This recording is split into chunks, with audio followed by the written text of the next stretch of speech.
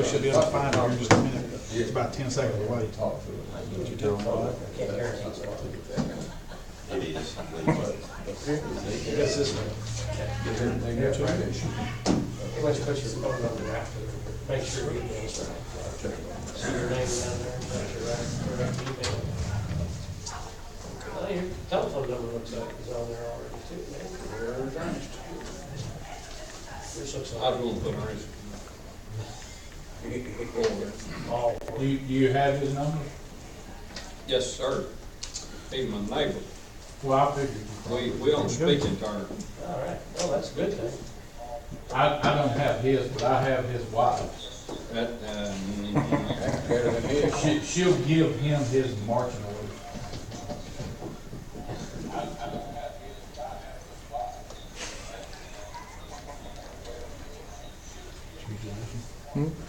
That camera I bet he don't know there's a meeting. Okay, gentlemen, tonight we're gonna do the call to order and pledge of allegiance, and we're gonna sit down and shut up until Michelle says we can start. You got it? You understand? Okay. You got it? Yes, sir. No, we're not even getting that far until she's ready. Y'all are live on the web as of right now. That's right. Hello, world.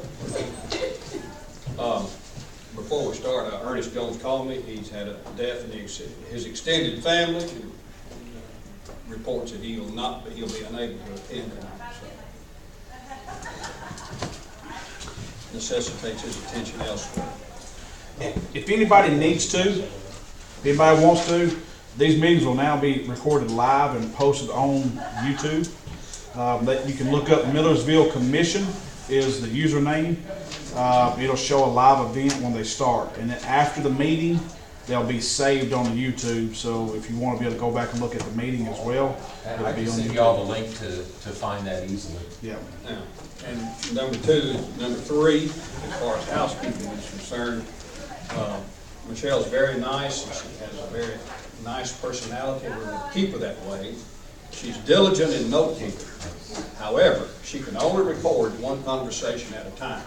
So I ask your indulgence to raise your hand, be acknowledged, speak till you get tired, and then somebody else can raise their hand, be acknowledged, carry on.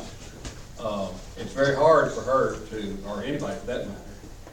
And it's even worse when you're having to listen to the recording and all you hear is gibberish. So let's, I was very excited last week about the pace of the meeting and the way we were able to agree on everything without any conversation much, as far as dissension, I'll say it that way. So let's carry on. I call to order the meeting of Millersville Planning Commission, regular meeting for January the 10th, 2017, and it's 5 o'clock. We'll have the Pledge of Allegiance. Would you stand, please? Pledge allegiance to the flag of the United States of America and to the republic for which it stands, one nation, under God, indivisible, with liberty and justice for all.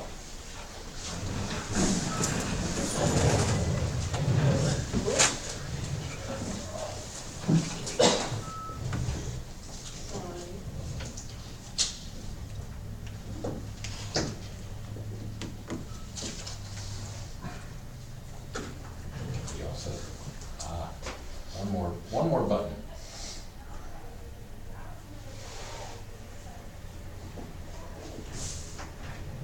May we start, Madam Reporter? Thank you very much. We'll now have the roll call from Secretary Gregory. Chairman Frank Fox. Present. Vice Chairman Glenn Crouch. Here. Secretary David Gregory is here. Mr. Craig Helwich. Here. Mr. Ernest Jones. Mr. Larry Petty. Here. Mr. Keith Bell. Here. We have a quorum. Thank you, Mr. Secretary. We'll skip right on to the business. Item number 4, we're gonna do a little housekeeping at the very beginning of the meeting. Those of you who are on the commission in November and December, please review Attachment A and Attachment B.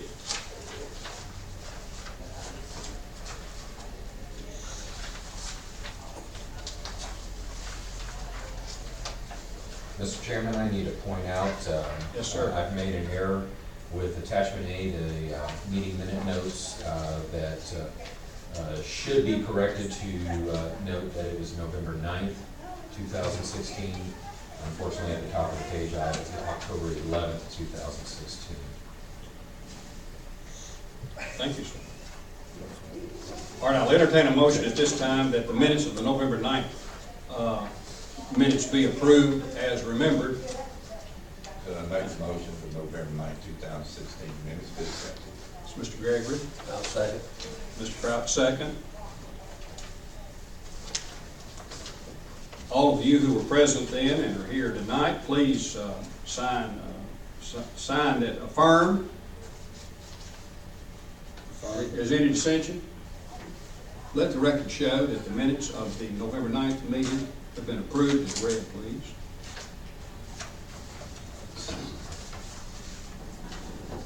All right, we have the December 13 minutes to look at.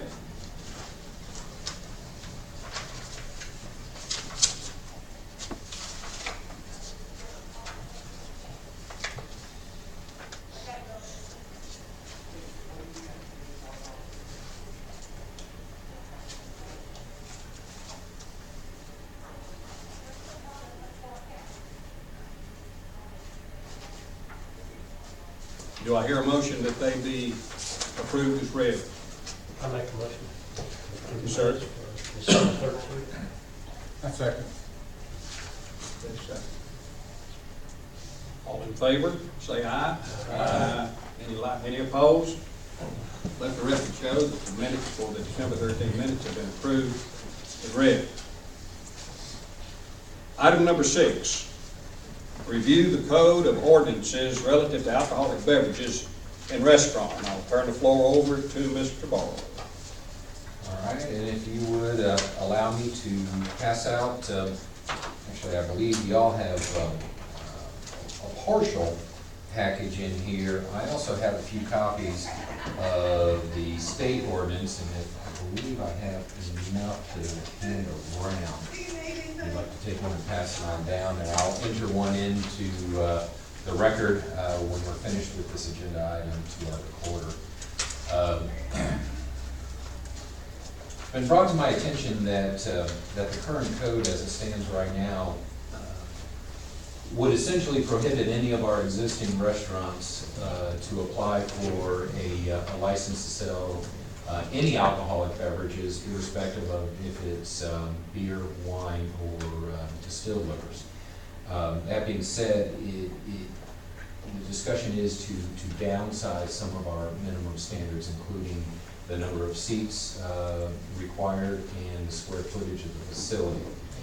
As I mentioned, none of the restaurants that are in the city right now would qualify to apply under our current code. A greater concern is as we pursue some development opportunities, that these restrictions may even prohibit some of the other food service providers that may be looking at our community to bring businesses to, and in particular to the I-65 exit 104 interchange. We're in play for a hotel, hopefully under the next 18, 24 months perhaps. That being said, there is no food service up there, and if we're to attract a chain, we would probably need to soften up these standards because most chain restaurants, particularly in smaller communities, don't seat over 200 people. That being said, there's also square footage requirements that 2,500 square feet is a pretty healthy footprint for a facility. Now, the state has a variety of different standards for on-premise alcohol beverage service.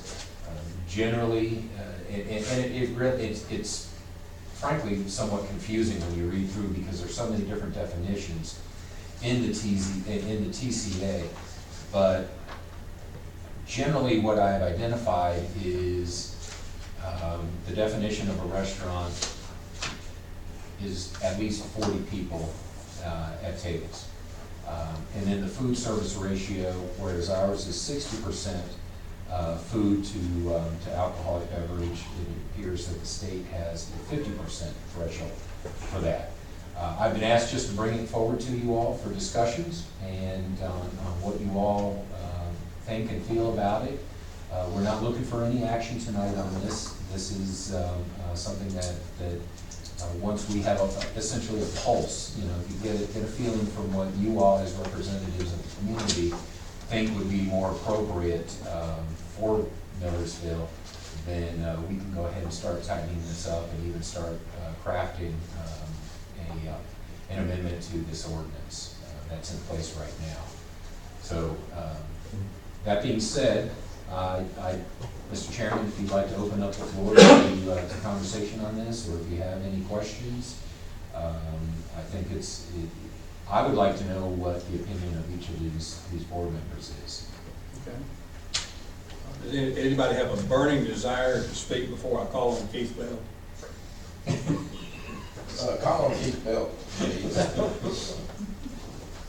Thank you, Keith, for volunteering. You're welcome. First of all, would you help him with what he doesn't understand, based on the state requirements? If that's the right direction. That's the right direction. The state licenses the alcoholic beverages. Effective January 1st of this year, or just a couple of weeks ago, a couple of days ago, 9 days ago, the standard changed. Prior to that date, the standard was 5% by weight in the definition of beer. That has now changed to 8% by weight. That definition is at 57.5.101, and it refers back to 57.3.101B, which is the restaurant provision. So if we're going to make some changes, we need to go ahead and make that change from 5% to 8% also. As far as restaurants, there's several different licensings for alcoholic beverages. Restaurants, in fact, state has 4 categories. The uppermost category is, and it's all has to do with pricing or licensing fee, and that's at Title 57, Chapter 3 also. But the licensing fee varies depending on the amount of food that is served or the gross profit from the sale of foods. In other words, the way the ABC calculates it, whether or not is if your gross sales of alcoholic beverages, which because of the definition does not include beer. Now, I know I may be getting into this a little bit further than I need to, but y'all need to understand this a little bit. But you calculate the alcoholic beverage sales with the food sales, and if they're 50%, then the license fee is $750. And then if it's 20, I think it's 30 to 50%, or something like that, it's a greater amount. And in fact, in 2016, the state passed a statute, made an amendment to the statute that says that you don't have to sell any food whatsoever, but you have to pay a $5,000 a year fee or licensing fee. So what I'm saying is this: the city still has jurisdiction over beer. We have that exclusive jurisdiction. The ABC does not have that jurisdiction except under certain circumstances. But for our purposes, we have that jurisdiction. So that means if we want it to be 250 or 40 or whatever, we can make it, because when a restaurant comes in, they have to have both a beer license from the city and a liquor license from the state. So, and there is some case law that says that you cannot just have a liquor license and also sell beer. There's some case law out of Knoxville that says that. But I think what is being proposed is probably along the lines of getting a hotel or motel up here, and it's probably more sensible to what we need to accomplish if we're going to grow. Now, one thing that I want to point out, a hotel There is a separate type of license also. There is a license for a hotel, which is completely different from the restaurant. The hotel license is actually, doesn't have a whole lot of the same restrictions as a restaurant does, and it allows for like those little mini bars in the room and things like that. That's what a hotel license does. So I'm not sure if we want to address that now or address it later, but there is a whole section on hotel licensing. Well, at this point, my direction from the city manager was for restaurants and their ability to sell beer and alcohol beverages. And eventually we may need to look at the hotel and some of the other factors as we get further along, but I was tasked just to deal with restaurants this evening. But this is good information that I just very lightly touched on. So I'm really glad you're here to bring that all of that, because this is complicated. Yeah, it is. The Title 57, it has been, some of it was written back in 1933. Liv Motlow, when he was state senator, wrote it. And that's where it goes back to. But the point is, like some of the restaurant licensing, and I had mentioned it to the city manager because our ordinances are not in line with state law. And if we're going to attract some restaurants up here, we need to try to get it in line somewhat. But if we're looking at the hotel aspect up at 104, we need to probably also address that issue while we're doing all this. And I in my early conversations with some of the hotel developers, nothing has ever been mentioned regarding like the mini bar, so to speak, in the bedroom. They take it for granted. But they generally do. Yeah, let me back up for just a moment. On the hotel aspects of it, there's several, keep in mind, depending on if it's a chain hotel or if it's privately owned. Most of the hotels that we're going to be dealing with at 104 are probably a chain hotel. What's going to happen is, and this is what I have seen, is you have the, basically a management agreement is entered into between the manager of the hotel, who also manages food and beverages sometimes, and sometimes they don't manage food and beverages. And sometimes they have a separate management company managing the food and beverage aspect. It's usually that manager that is licensed by the state, and I would suggest that we license also. And the reason for this is for tax purposes, primarily, the way we would receive our taxes and the way the state would receive their taxes. And also, this goes to, there's an Attorney General's opinion that came out in 2015 with the Department of Revenue and the ABC had a disagreement on how to license these hotel management companies and who is the actual holder of that license. And the ABC prevailed. And so we need to be looking at that, and I guess to attract, because most of the hotels, they really take it for granted, but that they're going to get a license. And I don't think we even address hotels in our ordinances. I haven't seen it, so really, we can look at the alcoholic beverages portion of our ordinances, tweak the restaurants, and then come back and look at the hotels, especially when we start to have one come in here. And even the beverage issues with the hotels could span from not only like the mini bars in the room, but to a bar in the facility, a restaurant in the facility, exactly, or even a catering or a convention service where if the hotel and there's enough demand, or and they can, if they build a small convention facility attached to the hotel. So there are a lot of angles that we're going to need to look at as we get further along. A restaurant, by the very nature of being licensed as a server of alcoholic beverages, can get a caterer's license through the ABC. And we need to be looking at also. That's a separate license. And can serve alcoholic beverages off-site? Off-site. And that's a separate license that's charged a separate fee.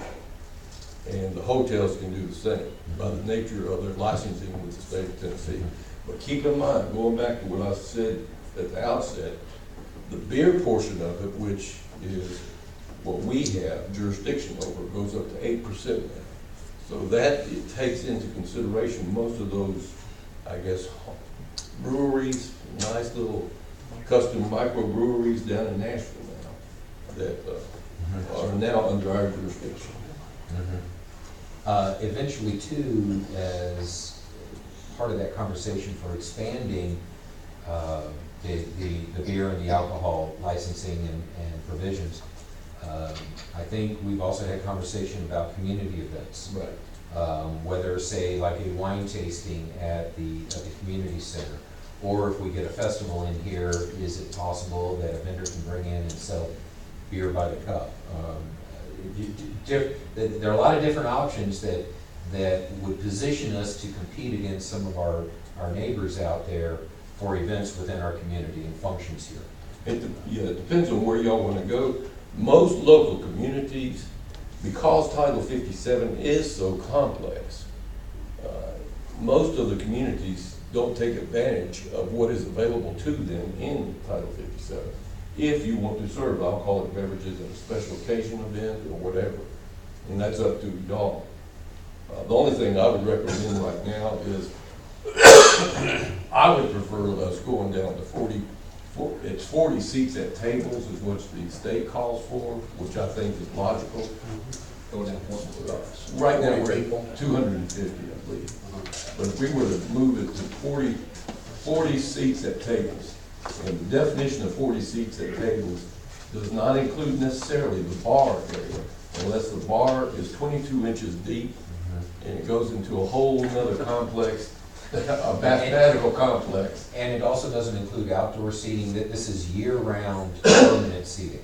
And they have to be open 3 days a week, and those cannot include holidays and weekends, and they have to serve so many meals per week. Yes, sir. What about square footage?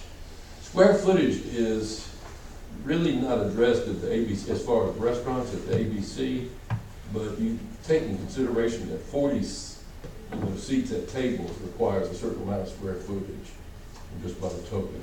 I think the fire chief there would not allow, a 500 square foot area to have 40 seats at tables. But I got another question. okay. Do we want to, while we're in this process, getting ready for these restaurants to serve, do we need to be mindful to have a square footage in our minds to set this up? We may want to. That's something we need to probably discuss and look at. I think, personally, I would like the fire chief in on this, to discuss what he feels would be safer. And, we need to be addressing those issues. The state really has not, they've looked at square footage as far as grocery stores and a few other things like that, but it's really, most of it, the ABC looked at what the fire marshal requires as far as occupancy, is what the ABC office did, and the square footage there. But if we want to address that in an ordinance here within our city, we can make it easier for people when they read our ordinances by making that plain now. Because at the state level, these restaurants, they have to look at Title 57, then they have to go check with the fire marshal to see what is capable, then they check with Metro or whatever to see what's acceptable. And so they have a lot of hoops to jump through. One of the things I want to point out to y'all is that there was talk last year and the year before, and the movement from 5% by weight of beer, and that includes ale, because ale is defined as a beer. And there's also an Attorney General's opinion about that. That move from 5% to 8% was a movement that was reluctantly agreed to by the malt beverage industry, but they actually liked it, in as much as they want the ABC to take over the malt beverage wholesale business or licensing of wholesalers, which does not affect the cities. The cities would still keep the licensing of the local restaurants and beer, beer boards, et cetera, et cetera. But what's been happening is there are approximately 388 beer boards throughout Tennessee. And when Anheuser-Busch or Miller Coors or whomever wants to come in here and do something different, if they want to do it statewide, they have to go through 388 beer boards, which makes it very difficult and very costly. And that's one thing that has prevented the craft brewers, these small little breweries, from progressing within the state. And so the legislators have been looking at this and looking at, well, here we have these home brewers here in Tennessee that really don't have the capabilities or the monies to approach 388 beer boards. Why don't we do it on the state level so that they only have to go through one, but we'll restrict it to just the wholesale area? Because the state also is mindful of the Tennessee Municipal League, and I believe Chad is the attorney up there. They are not willing to give up that tax money, and I'm not either now that I'm sitting here too, that tax money that the cities get. And so they're not gonna, I was told they're not gonna touch that portion of it. But I know I talked on and on. Any questions? I got one. Okay. Let me understand this a little bit. Talking about the beer sales or beer volume going from 5 to 8%. What is that?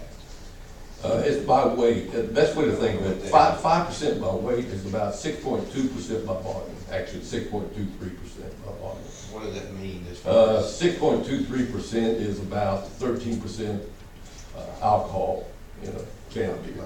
The content or the... You know, like your proof Yes, on a sir. beer, Yes, sir. 90 proof whiskey is 45% alcohol.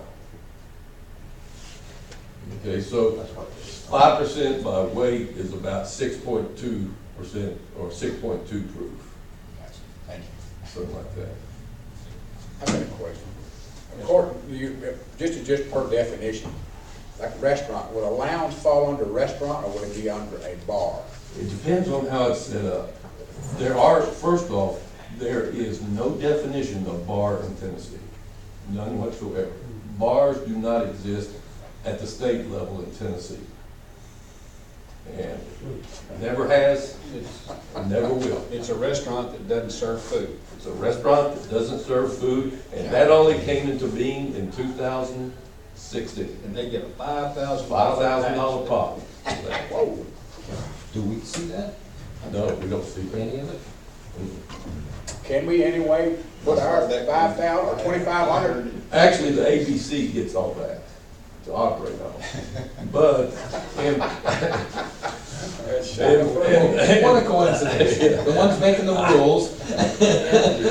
and we pushed for the $5,000 fee, and we got it. But don't worry about the ABC, they get to keep it all because the state general fund kept making us revert back $2 million every year. They want a piece of theirs. So they got a piece of it also. But as to a bar or lounge, it depends on how it's set up. You know, like I said, you can have a restaurant that serves 50%, any amount of food or whatever. You know, and then you have the graduated licensing fee. And if we want to approach that, we can do that too. I wouldn't recommend it because most of that was done for the benefit of Second Avenue and a few other things down there. And in Memphis, Beale Street in Memphis, and Market Street over in Chattanooga. Most of that was done. But then you get into the lounge, like a hotel lounge. A lot of the lounges are under a management agreement. And you have a food and beverage manager that essentially manages the food and beverages within the restaurant or lounge, as they call it.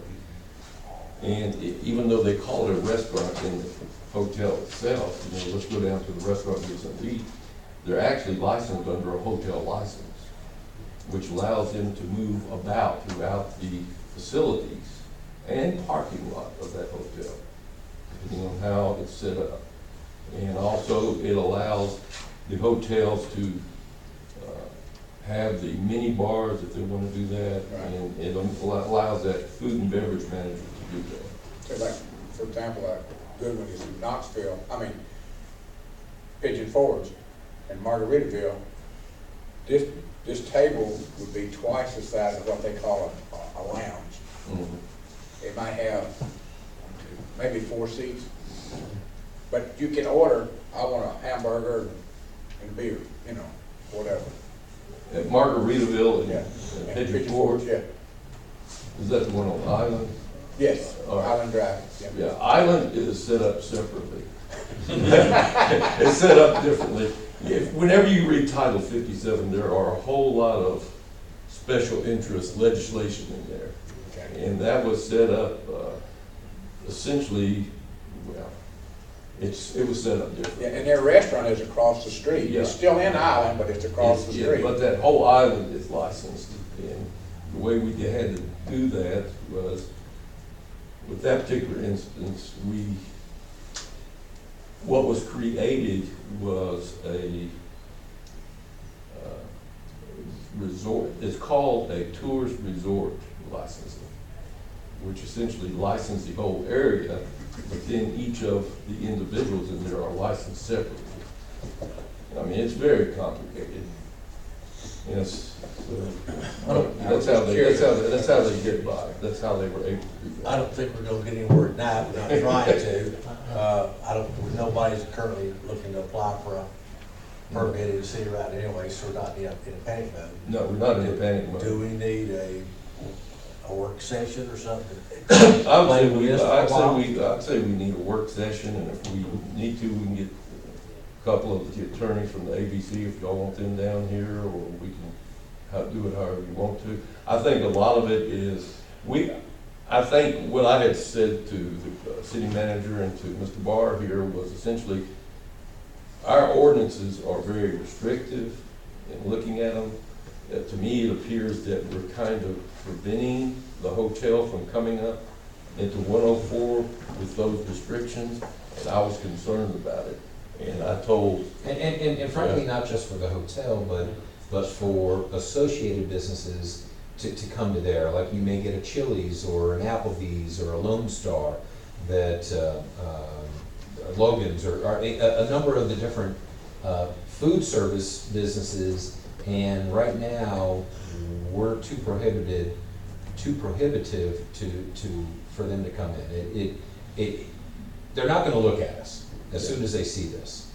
But backing up to your comment about a workshop, I would even recommend that perhaps we pull a joint workshop of not only the planning commission, but perhaps the beer board, as well as the city commission, and we have just a big roundtable that would allow this kind of, I think it would make it more efficient although it'd probably be like herding You might have cats all the same page with at 2 least. dozen people in the room, but. And I would want to see fire chief involved in it also. I think staff, there's a role for staff in this as well, yes. Because of the square footage. Now, I saw you hobnobbing with the folks down in Millersville the other day at the, Razzle Dazzle from Greenbrier, the Oreo, that bunch. And, how did Hendersonville, I'm changing the subject, I mean, we frequent our friends in the Cubs world. How's Hendersonville dealt with this? I mean, Honestly, this came to me John in just the Bradley. last couple of days.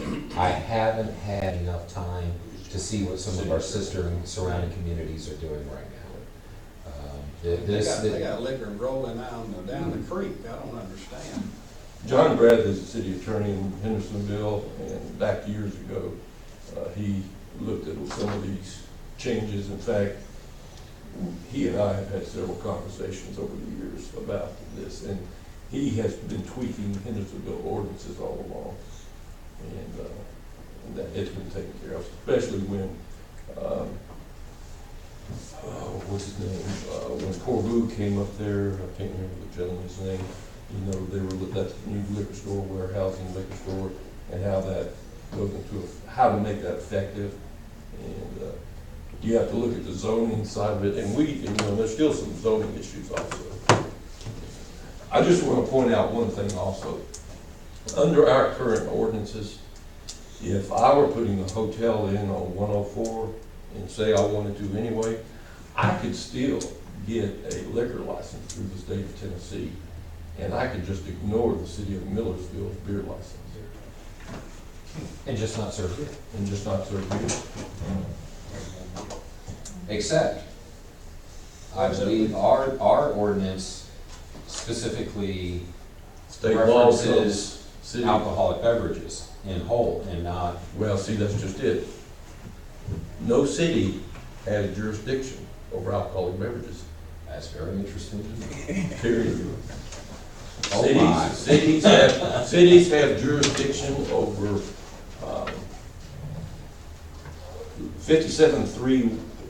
575-101B. Look at that. Cities have jurisdiction over malt beverages, ales, etc., containing alcohol that is less than 8% by weight. So don't confuse containing alcohol with the definition of alcoholic beverage. Okay, then we definitely need to be looking into this because we use the generic term Yeah. alcoholic beverages. And almost every city in Tennessee does. But the interpretation has been, whenever that interpretation has come up, the Supreme Court or the Court of Appeals or the Attorney General or the ABC has determined that to mean malt beverages, ale, or whatever containing 8%, back then 5% or less.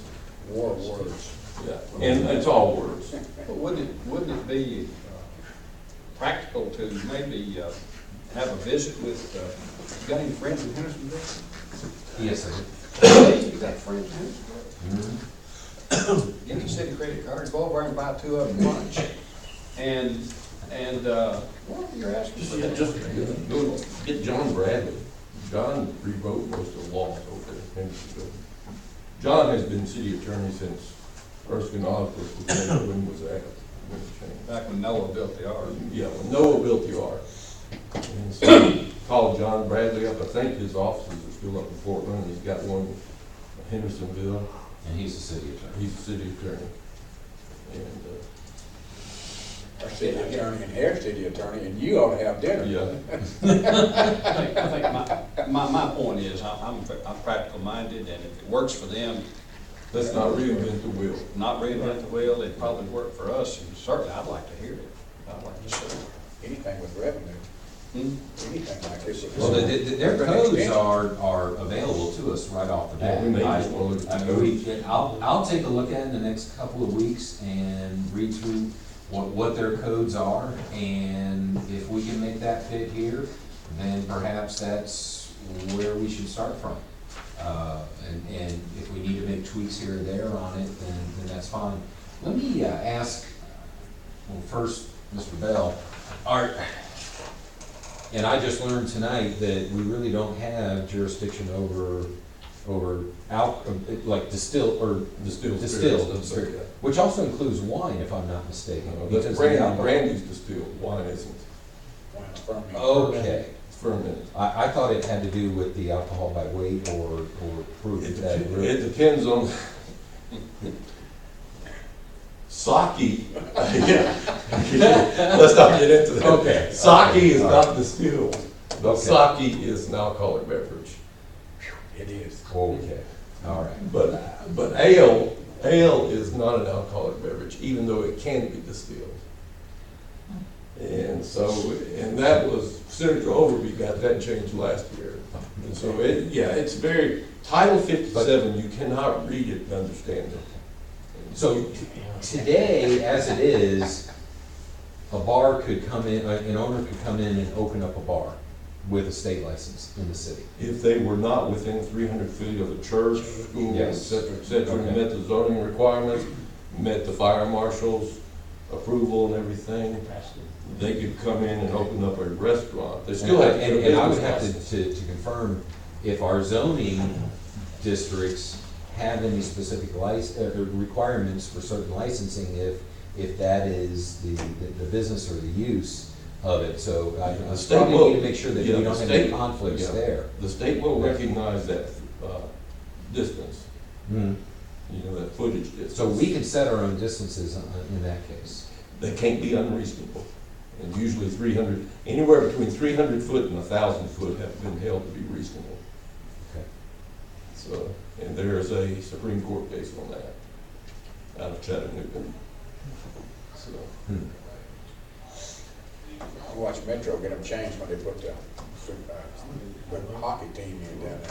no, that's a whole different story. The Metro got that changed, but Metro, and keep in mind, a city cannot hold a liquor or beer license.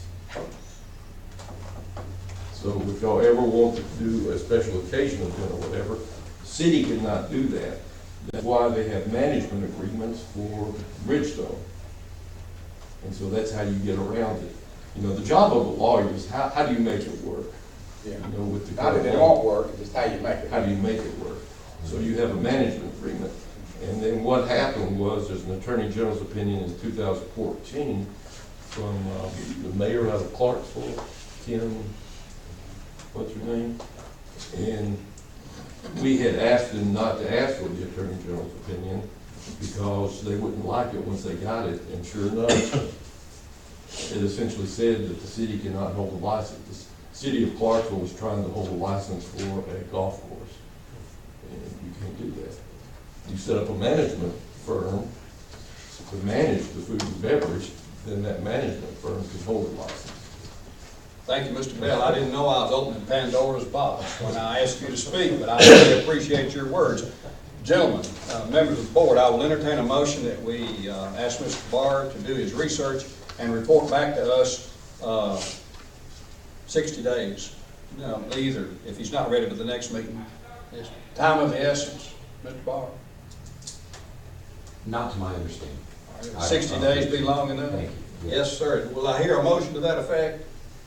That we let him dig in a I little bit move that more? we let him dig in a little bit more. You know, instead of an official action, I'll take a consensus.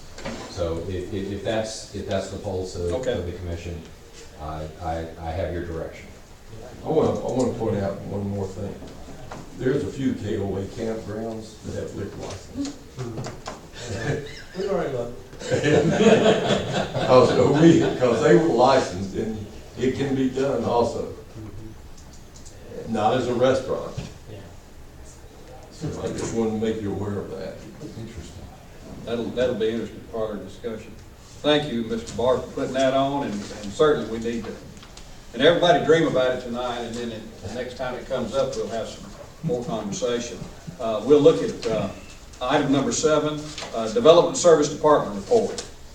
All right, I have 2 issues that I'd like to bring to you.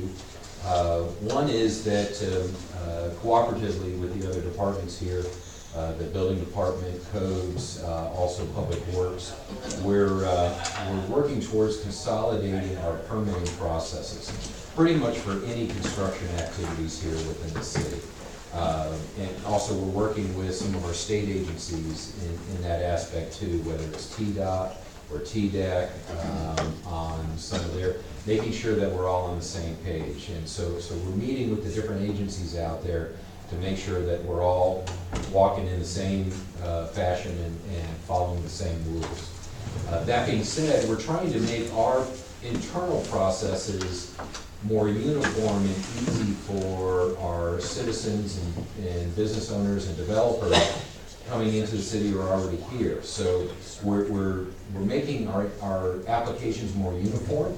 That there will be in some cases more information required as we get into the development process, but there are reasons for that help protect not only the city but also the community and in particular the developers and business owners out there.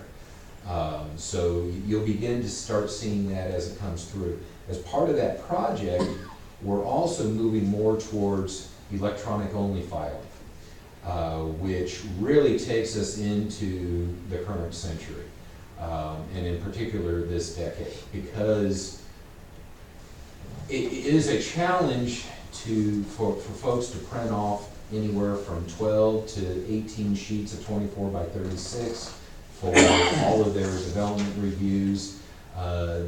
Oftentimes they're filling out these application forms by hand. Sometimes they're difficult to read, sketches and whatnot. So we're moving towards electronics applications now. And in fact, I found some free online software that allows us to create fill-in-the-blank PDFs. So we've already started with our building permit application. That's gone out to our first project that's coming in now in the new year, and that was 31W's third building up there on Flat Ridge. In fact, today I just sent off that fill-in-the-blank application to Mr. Rippey, and I've asked for his comments if there's any issues on that. He types in the information that it's asked for, and he can save it and email it right back to us. They can email their building plans. They can email their site plans. I've talked to a couple of surveyors. We have some minor subdivisions that are being worked on right now throughout the city, and the surveyors are thrilled that they don't have to submit all these paper copies. We will take it in PDF, and generally we'll print it out 11 by 17s, or if we really need to, we can run some 24 by 36s for you. So moving forward, as you see some of these coming through for your reviews, I'll probably have at least one set of 24 by 36s on the table for you, but generally you'll get either the 8.5 by 11s or 11 by 17s to look at.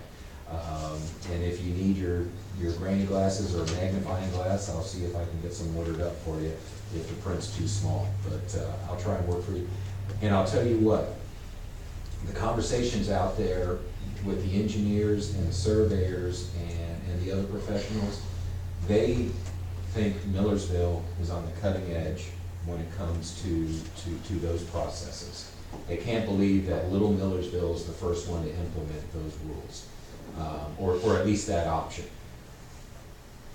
We're also going to have to adjust our zoning ordinance, because in our zoning ordinance it calls out some of our submittal requirements, which really should only happen through resolution and not through ordinance. But as we move through the next year, this coming year, and rewrite that zoning ordinance, we'll be pulling out some of those requirements for the applications. Just like the fees that are in there, they really don't need to be in the ordinances, but the fees for permitting should be by resolution. That way they're a lot easier to change for our city commission, and we don't have to go through and literally be updating the code of ordinances every time we make a minor change or a tweak here and there. So I wanted to share that exciting news for you, that a lot of people are encouraged with how we're doing business in the city of Millersville when it comes to building and sites and subdivisions and whatnot.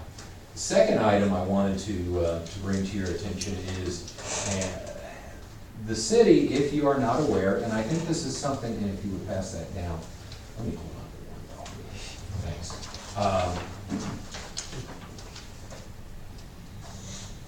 As some of you are new to this board, and some of you have been on the board for quite some time, I'm not sure if you are aware, but the state of Tennessee requires every agency within the state, meaning any governmental body, to have an ethics policy. And I did a little digging on that, took a look through the TCA there as well. And so I have the city's ethics policy. I don't believe this has been amended, but I'll double check. But from 2007. And I really want y'all to have a copy of this, and I encourage you to read it and understand it and to abide by it. It's important that y'all understand your responsibilities here, but more importantly, the responsibilities to the community.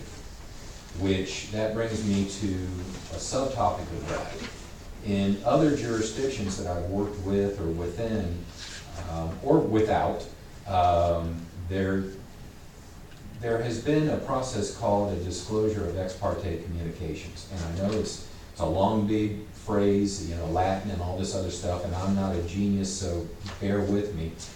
In essence, What that is, it's an opportunity for this board or other boards to share with the board any additional information that they might be privy to that was provided by the applicant for an item on the agenda. In other words, if we had a site plan coming in and one of you had the owner contact you and ask you questions or even try to encourage you to approve it or in some manner have a conversation about the project, I believe it would be prudent for you all to share that with this board. There's no harm in having those conversations. There would be harm if there's an effort to, you know, persuade you to vote otherwise, and frankly, there might be some risk if they're buying you lunch to talk about the project kind of thing, or giving you gifts, you know, hey, you know what, I think might be able to get you that new lawnmower, you know, if I can get this building plan, you know, permitted, and there might be, just, we will not ever have the perfect project come before us. So in other words, there's always going to be a little latitude for your reviews, that there's always going to be a little gray area, and I just want to make sure that you all are making reasonable and ethical decisions on what I bring before you here. It all has to do with public trust. And frankly, that applies to me as well. I have to be extremely careful that any of my contacts out in the community, even on a personal level, that can't be construed as a violation of any kind of conflict of interest or any kind of coercion or whatnot. So and Karen and I have had lengthy conversations about this. We're very, very careful that there's not even a perception of impropriety. So we're pushing back away from that, and frankly, I would encourage all of you to do that as well. Well, isn't the state deadline the 31st of this month for filing? I can't. Yeah. We all under an obligation already to file with the state within this month, so, you know. That's what I was telling you about. I haven't. I talked to I've already Holly, and I filed. haven't. I've already found- filed. I haven't filed mine, but. You can file it online. Right. Commissioner has to file. Conflict of interest statement. So and appointed bodies as well. Yeah, I haven't been provided that information, so. I can give you a link, I'll send the link out, you already They send you nasty. Yeah, they send don't you, file, yeah. so, yeah. They can find you at So somebody. I got them. Okay. We're promising I county. And I apologize, I didn't know that Well- this was already being done. Well, the thing about it is, it's a very, I guess it's more like an outline of ethics in comparison to what you have from the city and what I provided you from the Right, executive right. branch. And Mr. Bell gave me the state's order on that too. Well, this is just the executive branch, but, which It's is, my understanding that breezing through that it looks like it's all of the state employees and appointed officials. with those, all the all the Of just the employees of executive the executive branch. Okay, I see. But Tell me where I gotta sign. That's not the that's not one. That's going on the internet. I'll send something out. I think I've got. I have no problem. Because I did follow. Yeah, I do too. Okay. If you, I'll send it to Michael. yeah, thank you. And let him get it out. And now that will go back to the state? Yeah, you can, Do you we retain a copy here? can, Okay. I can, Does it have to be an original that goes to the state, or? You can do it. scan You can do it. Submit, or? you can do it with an electronic signature for the state, and you have to have a witness with the statement, the way I did it. And that I've always done it through the state's, was it Board of Ethics and Elections and Ethics or something like that? I can't remember. But like Lynn was saying, it's just an outline. And then different branches of state government and make it broad, or I guess are more definitive as to what is required or what isn't allowed. But they have a template for like. They have for an articles. outline, it's not really a template, I don't know, you need to read it, basically, And I have not it seen says you and can't I've take asked a around gift people. over $25, I believe, or something like that. Okay. And if it's a gift from your best buddy that you grew up with, and he gave you $10,000, it's okay to take it. And quite honestly, I mean, it does have exceptions as to gift from friends Mhm. and things of that nature. Okay. Yeah, we'll follow back up on that, and I'll make sure if we have a deadline at the end of the month, that we'll definitely get it to you. And then I have one last little tidbit. I haven't had a chance, I've been up here for about 4 months, and left my family in Florida while we're trying to sell the house and get packed up and organized and all that, but my wife and daughter came up for over the holidays, and they're probably headed out tomorrow, but just so that you all know, my wife Deanna and my daughter Grace, sitting in here. Actually, It's colder over Grace, when Grace was a baby, I think she was less than a year, Deanna had some function or something happening, and I took her, and she experienced her first city commission meeting before she could even walk. And from that time, I was asked regularly by the mayor and the different commissioners, how's Grace? When are you bringing her back? But I thought it would be good for y'all to see that, yes, indeed, I do have a wife, even though I talk about her all the time. Y'all haven't seen her, but yes, indeed, she does exist. They say it's close to child abuse, Frank. Thank you, Is Michael. All this right, your timeout punishment? without any further ado, let's talk about the building inspector department report. Thomas, would you like to contribute anything? If y'all got any questions? Moving right along. Thank you, Thomas. Moving right along. You got anything you'd like to address the commission with, Secretary? No, Mr. Chairman, No, Mr. Chairman. Negative. No, sir. I've already written my mouth. All right. Well, Ernest is not here, so I'll let her, wait a minute, stand by. Grace, have you got anything you'd like to say, honey? All right, does anybody in the audience have anything they'd like to share with the commission? Thank you very much. I'll entertain a motion to adjourn. Move the we adjourn. Mr. Bell? Second. Mr. Bell. We're out. Here's my food.